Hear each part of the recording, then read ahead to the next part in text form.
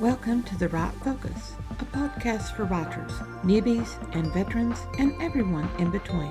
We're hosted by M.A. Lee with the assistance of Remy Black and Edie Rooms, all from Writers Inc. Books. Our focus is productivity, process, craft, and tools. Each episode lasts as long as it takes to fix a quick dinner, drive a short commute, or take a brisk walk.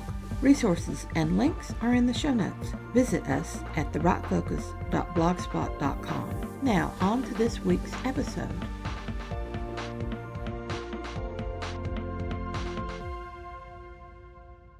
Snip. Life is good. Good to see you again.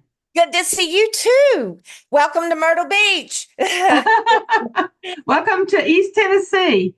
All right. Yeah, I bet those mountains are beautiful about this time. They are. They are. We have all the fall colors all at once, but the leaves are dropping. I'm afraid it's going to go really fast this year, which is not going to be good. Excuse me. Yeah, no, that's not good. That's why they love to come to Tennessee and places like that. Yeah. We managed to, we got a lot of rain with Hurricane Helene. Oh, yes. But we didn't get any of the bad stuff. They went on the other side, the North Carolina side. Oh my gosh. I mean, I know they're still working, like some linemen and stuff like that, who were feeding back some horror stories from that place. And somebody said I should go down and write a book about it. And I was like, you know what? I think somebody will, but I have too many connections to that community. And I just, at this point, don't feel that I could do justice to the experience of those people. I'm not the person to write that book, but I'm sure many will. And, and they need to have justice. One of the worst, probably, I thought Hurricane Andrew was bad, but this really took just everything, animals, cattle, humans. It really took everything. It took lakes out. Lake Lear, it's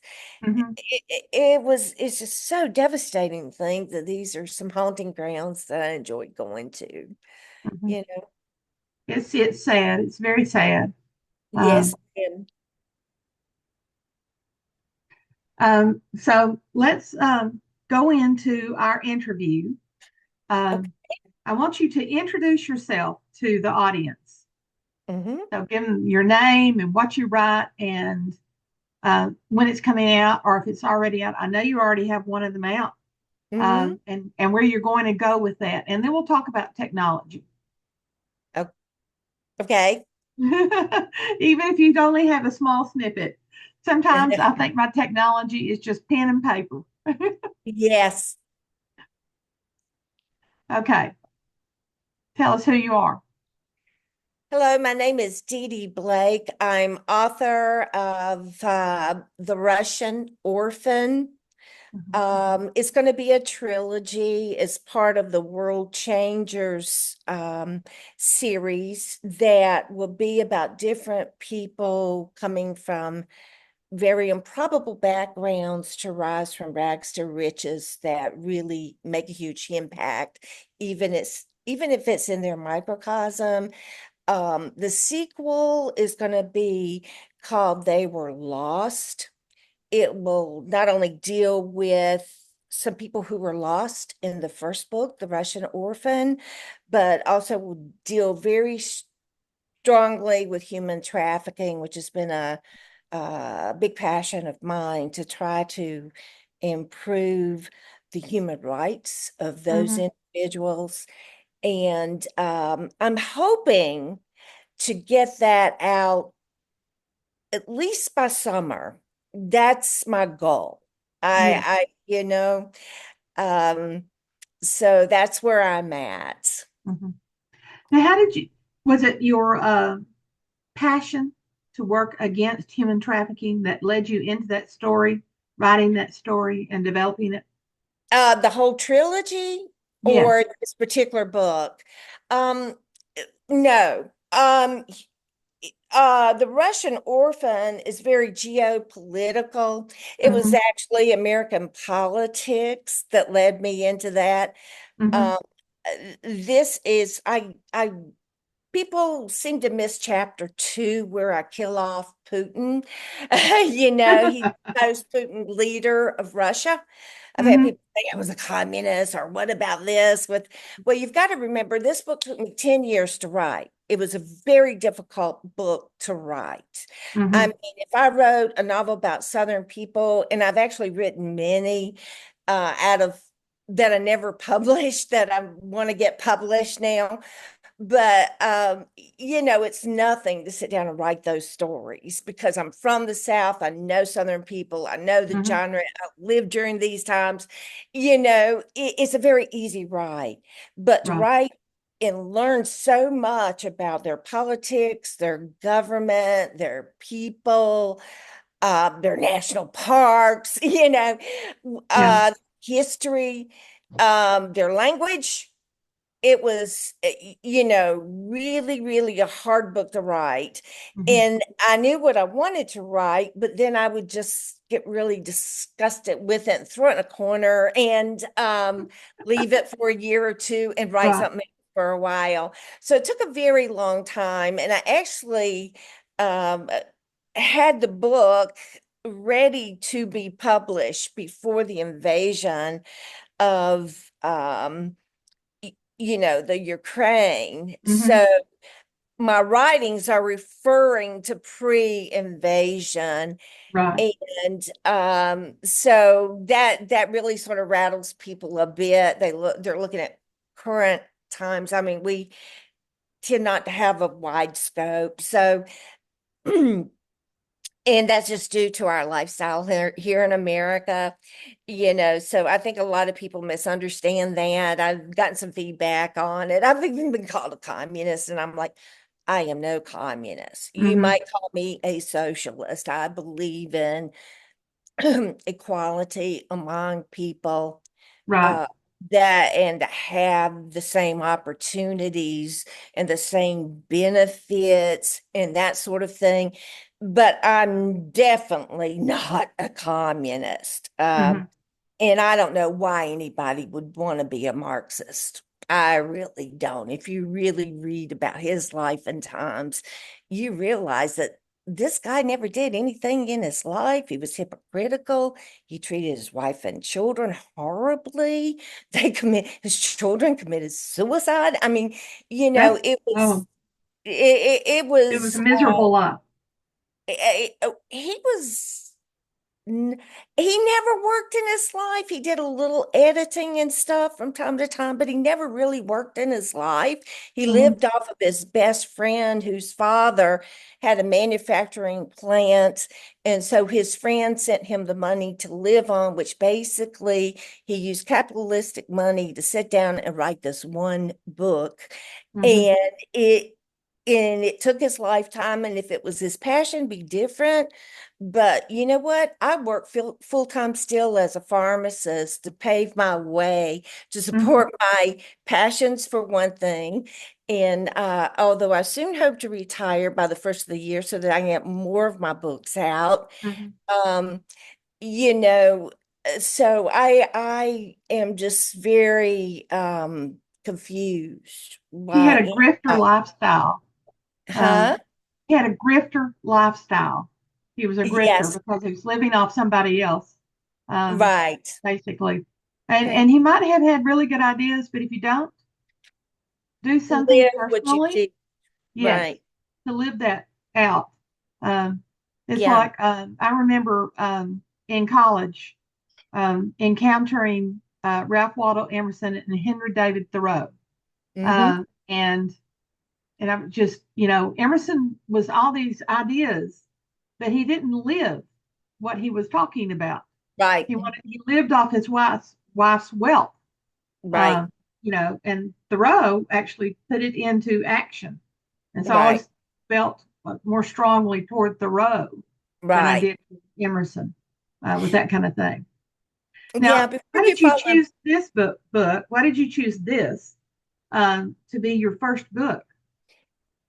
I'm not sure. I think it was just a matter of time. Hmm. You know, I wrote my very first book by hand. Hmm. I later printed it off on a dot matrix printer.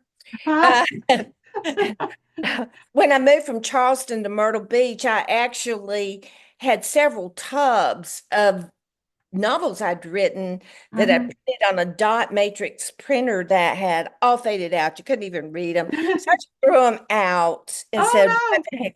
I did. And somebody told me, said, you can recapture that. And I'm like, I didn't. I didn't know, but they're gone now. But they're still in my head. And the ones I want to rewrite, I will.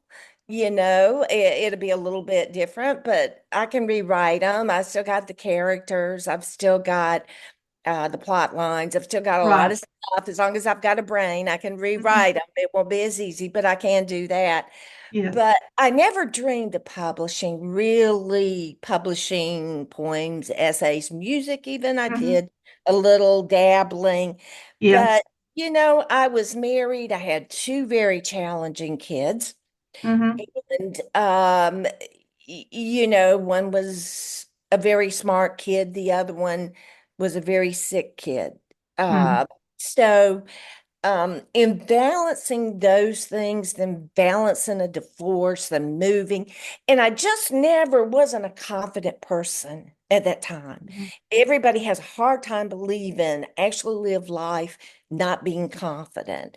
But Yeah. at that time, I was not, and I didn't have the support of anybody, certainly not my husband, certainly not even my parents, who thought a woman should go to college, become a school teacher, and find herself a college educated man and get married and have babies and let that man keep you up. Hmm. That's why you need to go to college. Well, I wanted to be a doctor. Absolutely not. Nobody would see a woman doctor. So I was a family disappointment and became a pharmacist. Hmm. And Right. and actually they were disappointed that thought I was too big for my britches in the South here. And actually, I worked in a small community. My very first job had Hmm. never seen a female pharmacist before, and that drugstore was called the Woman's Pharmacy, is what the locals called it. Right. So, um, with that kind of lack of support and having so much responsibility, becoming a single mom, I had a daughter going to Georgetown and a son in a special school in Columbia, and trying to work out a work schedule and care. And, it's just not, I didn't have room in my brain. I might wake up in the middle of the night and write a poem, and I do that.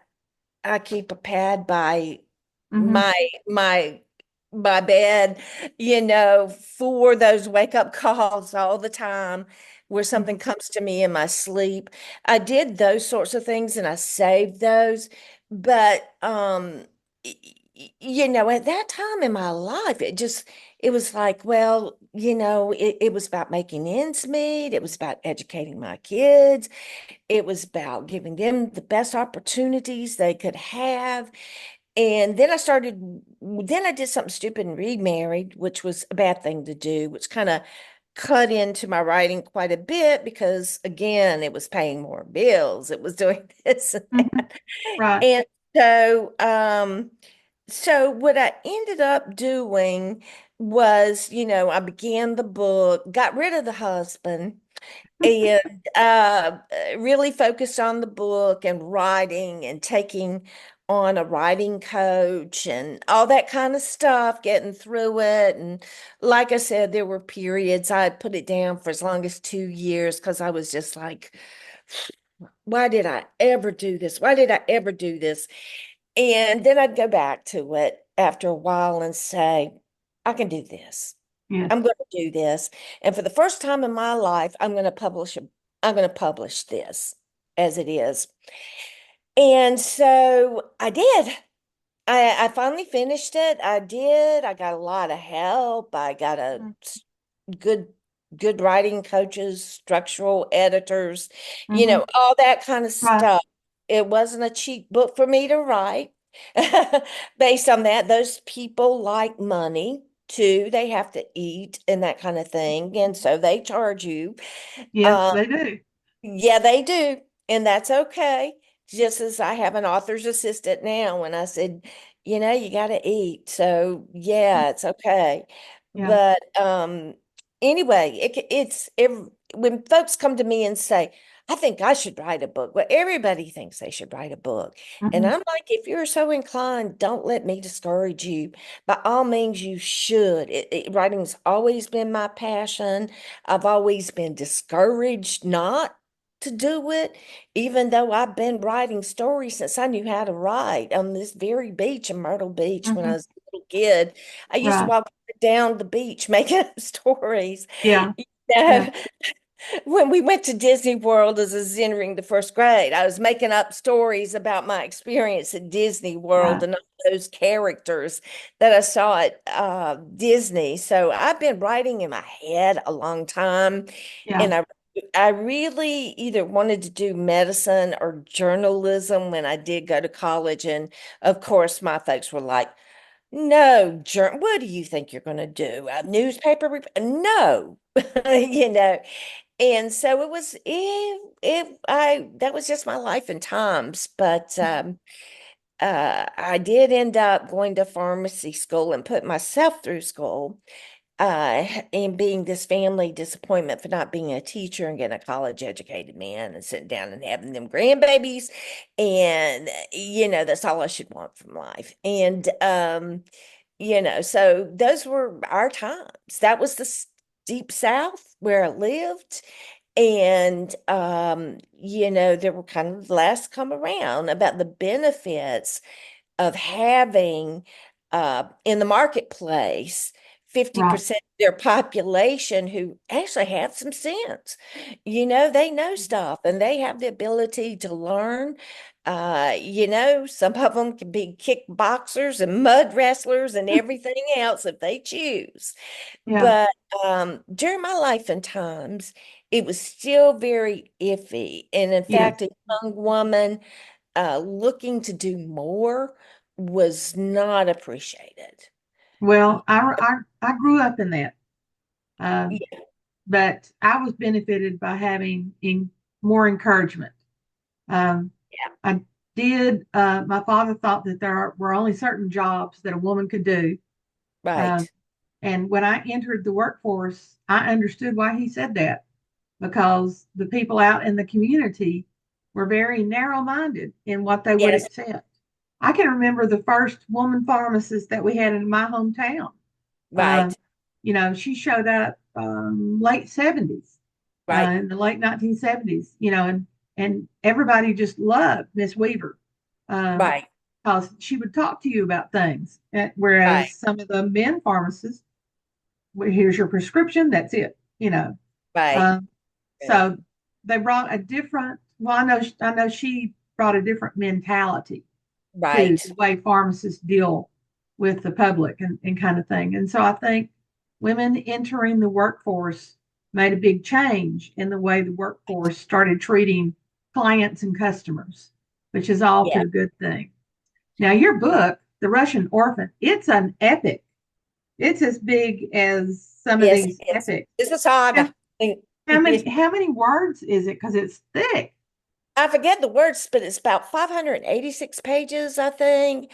I Yes. forget what the exact word count was.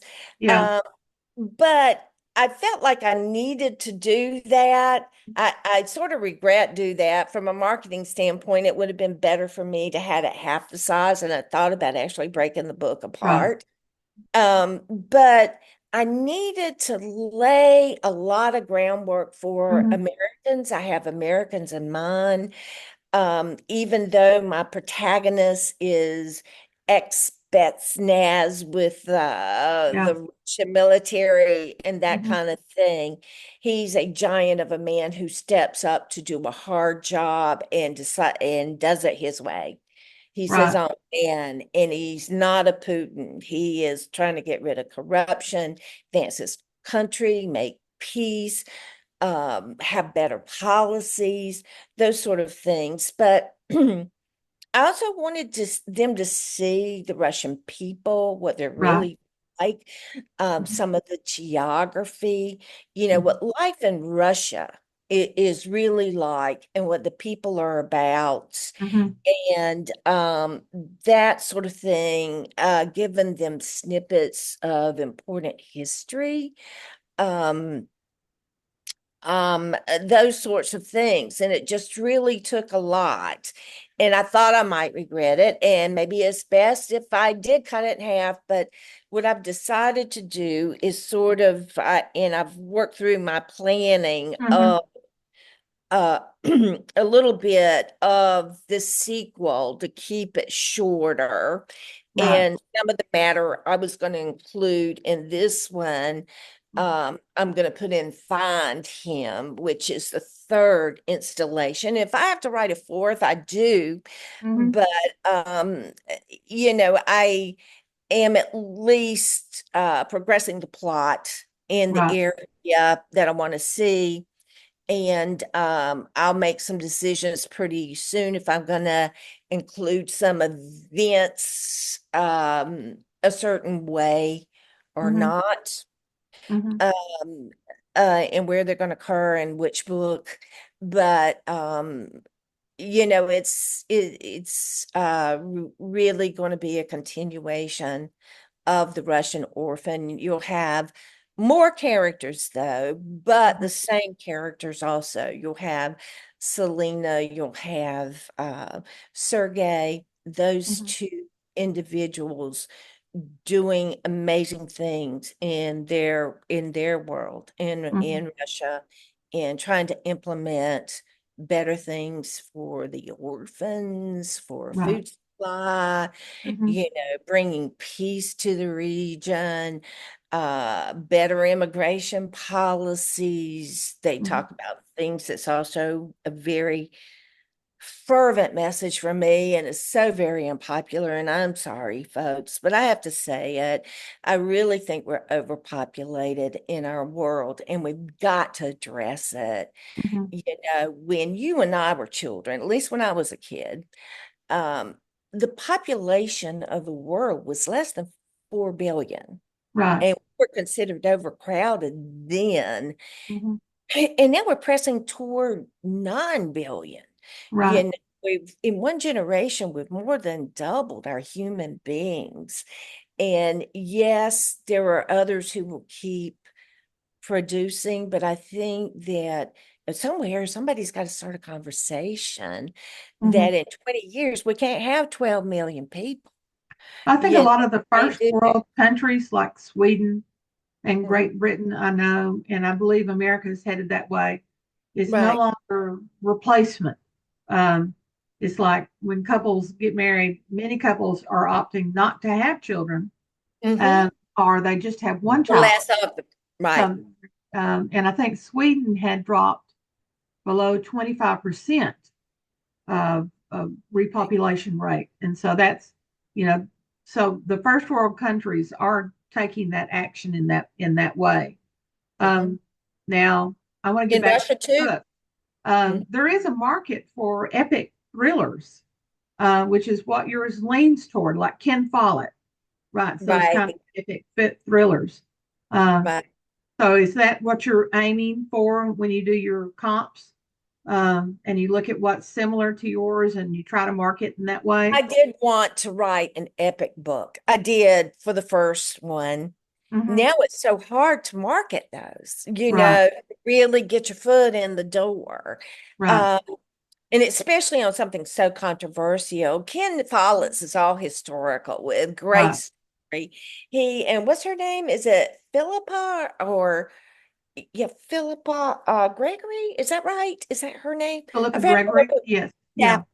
I mean, she does a brilliant job, although she is very much a feminist, and that's okay. It didn't offend me. Maybe it would offend, but some of the things that I've included are very hard hitting. Things Hmm. like um, that they're working on in Russia in my book, like population control. That's not at all popular. Believe it or not, one of the fastest growing populations in the world is the United States. Hmm. Well, that's We because of immigration. right, Now, right. have you thought about Well, it said serializing? so. I don't know. I Yeah. hadn't seen the breakdown. That's Have you thought about serializing your epic? You know, putting out like 3 chapters at a time, and breaking it up in that way, or doing some sort of subscription thing, or using Substack to do serializations. I haven't. And that might be something that's good for me. Let me tell you about my writing process, and maybe that might make you think, well, I don't know, but it doesn't mean I can't redirect the way I do things. Right. The way I start is I start with those big post-it note boards, Right. Yeah. okay? And I just draw a line across it, and I start putting the keynote moments and the plot lines in, and then I do the next place, I do the subplot and how I'm getting to where I'm getting. And then on the other pages, I start doing character arcs and things like that to make sure I'm hitting points. But I actually don't do that until I've written about 4 or 5 chapters. And I end up reorganizing those all the time. And that's the reason I do that is I know what scenes. Those scenes are in my head and they're screaming to me. And so I just have to sit down and write it out. And so that's what I do. The stuff that's just screaming at me to get written, I go ahead and write those. And maybe it's 4, 5, 6 chapters. Mm-hmm. And then I sit back and take a look at those and I put it on a post board, the post-it notes, Right. and start doing all that and just making decisions how I'm really going to organize these, how I want them to fall and what's going to have the best impact and story. And honestly, I'm so excited about this book I'm writing right now because um, someone who's a beta reader for me said, Dee, it's like, let my heart stop sometime, will ya? I mean, this is fast paced from the first chapter, and I think it says to me, I think writing the Russian Orphan made me such a better writer, although I still have vast improvements to make, and I'm Mm-hmm. always on alert for that. But it helped me to look at a different way of Mm-hmm. writing. Instead of writing third person or even first person, I wrote the verse first so that people could really, because these are complex characters who don't know anything about the country they're from to start off with and who they Right. are as human beings. So I wrote it as a first person, multiple narrators. Right. And so I'm going to continue that. I think, well, I've written it this Mm-hmm. way. Um, in the um in the second book that I'm working on now, We Were Lost. But y- I may not stick with that. I that's the way I'm writing it now and thinking in terms of that way, but I may change it up. I had completely written The Russian Orphan, and then I started reading it again myself. And to be quite frank, I said, this is a piece of, I after almost 9 years of writing this book, and I was like, Massive revision time. in my head, and my partner Bob, who reads for me a lot, was like, Mhm. Dee Dee, it's a great story, especially everything happened, yada yada yada. I'm like, he's like, don't do that. Just give it a chance. Do it like it Mhm. is. And I'm like, I can't, Bob. He says Mhm. something about this. He's like, you got to give it up. Something, you know how they do.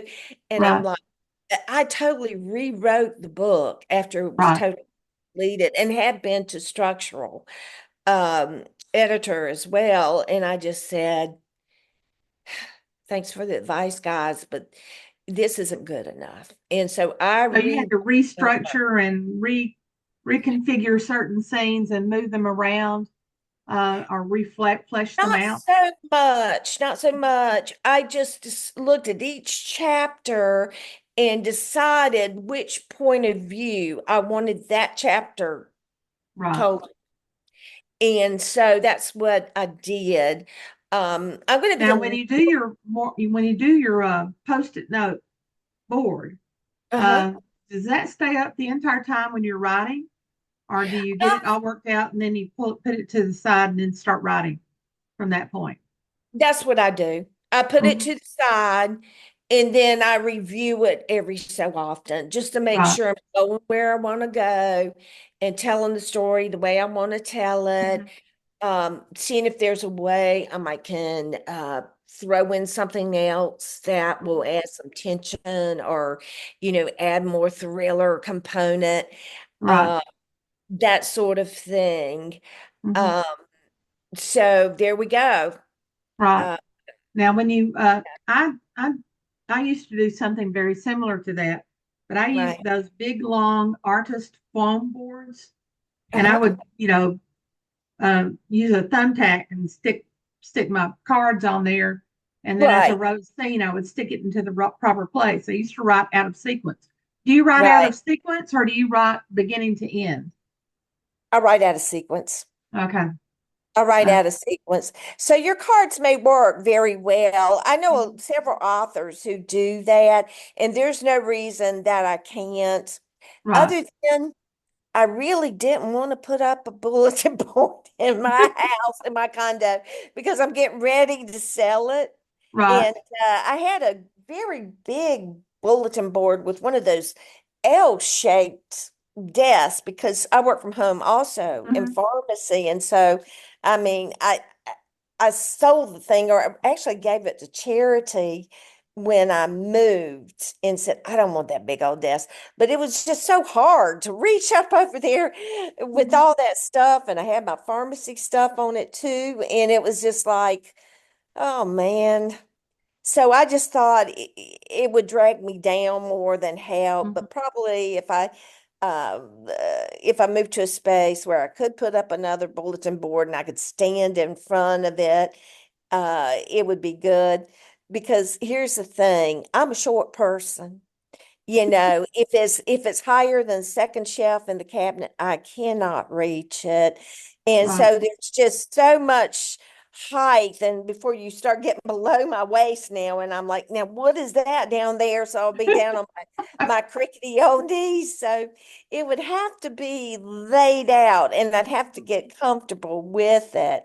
Mhm. I don't know why, but I've always just been so comfortable with the post-it note. Right.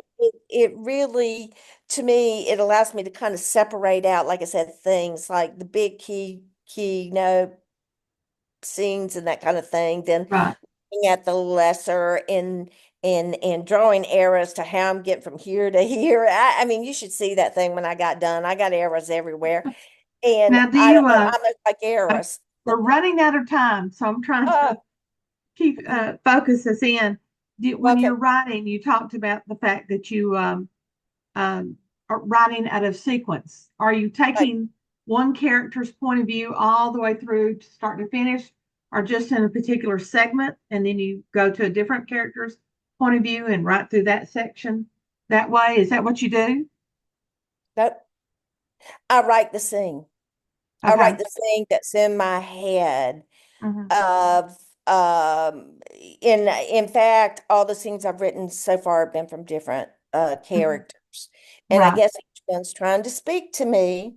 We crazy authors, people get in our heads. Yes. And I let them speak and I go ahead and write their voice. Hmm. And it's whoever's keeping me up in the middle of the night writing on my pad. That's Hmm. who I'm going to go ahead and write that scene. And I know the way I want it to go. and I know at that point where I want it to lead to. And so even if it's incomplete chapter, I know it's not a complete chapter, but those specific scenes, I'll go ahead and write those and get And them when out you're of my writing, head. you said you used to start when you were writing, you used to do longhand. And so I guess you go straight to the computer. Do you use like Microsoft Word, or you go to Scrivener, or what is it that you use? Um, I don't know why, but I like to write on Word. Now, this is crazy. Mhm. I like to write on Word, and then I copy the whole thing and I put it on Pro Writing Aid. Right, And I go through it with that. Because when you're writing your rough draft, you're only thinking about getting it down. okay, And yeah, yeah, I love that tool because it's like, man, you're using too many pronouns or something like that. So I like to go through and see how I can strengthen what I've right. done. And Mhm. then I put it back in Word. So, it's a crazy way to do things. Mhm. But it's something about Pro Writing Aid. It just doesn't do for me when I'm actually writing what Word does, but yet Right, Word doesn't do what Pro Writing Aid can do, but then I mhm. want to end up in Word. So I make myself comfortable. And if Right, it's more work to go back and forth, then so be it. But I make mhm. myself comfortable is what I do. And I have this comfort zone. It's probably crazy to other authors and techno people, but it's not to me. And so that's what I do, Okay, you all know. right. All right, we've got less than 30 seconds according to my Okay. timer over here. If you saw me glancing to the side, I was looking at that. Thank you so much, Deede Blake. The Russian Orphan is your book. Yes, it I is. hope everybody looks for it. Epic thriller. It is. And you've got a signed copy too. Yes, I Hmm. do. Thank you Yes, much. you do. Thank you. All right. Have a good day. You Bye-bye. too. Thanks for listening to The Rock Focus, a podcast for writers at all levels, hosted by Emma Lee from Writers Inc. Books, assisted by Remy Black and Edie Runes. Our focus is productivity, process, craft, and tools. Music is licensed through Audio Jungle, called Background Music Loop. Its creator is Alexander Polishchuk, known on Audio Jungle as Plastic 3. The music comes in different iterations. Show notes and resource links for this and other episodes can be found at therightfocus.blogspot.com. Write to us at winkbooks@aol.com when you have questions, comments, and speculations. We will try to answer you as quickly as possible. By the way, we will not mind your email address. That's rude. If you find value in our content, share with your writing friends or write a review. We're small beans here without the advertising budget of the big peeps, and you can make a difference. And whatever occurs, write on.